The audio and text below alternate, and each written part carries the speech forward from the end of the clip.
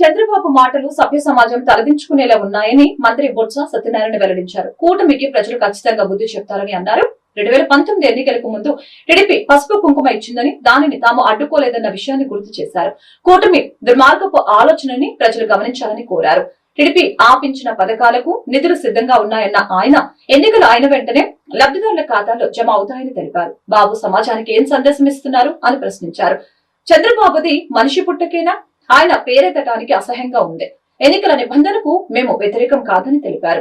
ఎన్నికల కమిషన్ వాస్తవాలు పరిగణించాలని సూచించారు. సమయానికి ఇన్పుట్ సబ్సిడీ అందక రైతులు నష్టపోతే బాధ్యులెవరు అని ప్రశ్నించారు. రియంబర్స్మెంట్ అందక విద్యార్థులకు ఇబ్బందులు తలెత్తితే బాధ్యులెవరని నిలదీశారు. ఏం మెసేజ్ ఇవ్వదలుచుకున్నా ఈ సమాజానికి? ఎలాంటి వాక్యాలు నిజమైన మాట్లాడుకుంటూ అసలు మనిషి పుట్టావా నాకు అర్థం అవట్లేదు. 23వ తారీఖు నాడు వచ్చి ఆశ్రయ బటన్ నొక్కాం. అప్పుడే బ్యాంకుల్లో డబ్బులు వేసి విడతల భారీగా చేసుకొస్తున్న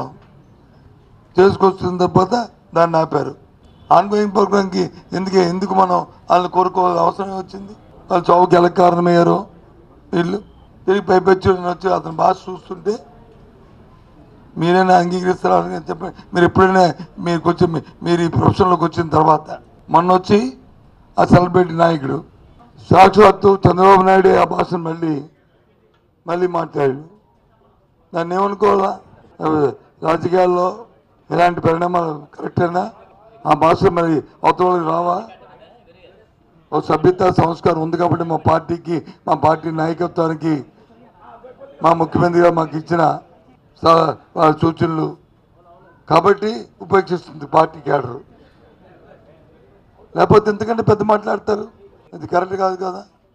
కాబట్టి ఇది 15 రోజులు పోయిన తర్వాత ప్రభుత్వం మీకు అండగా ఉంటుంది. అప్పుడు ఎవరితో దయాదాక్షిణ్యాలు మనకు అక్కర్లేదు. ఏ కూటమి దయాదాక్షిణ్యాలు, ఏ ఫిర్యాదులు, ఏ ఎలక్షన్ కమిటీ దయాదాక్షిణ్యాలు మనకు అక్కర్లేదు. చట్ట ప్రకారం, రాజ్యాంగ ప్రకారం మీకు ప్రభుత్వం అండగా ఉంటుందని ఈ వర్గాలకు తెలియజేస్తున్నాం.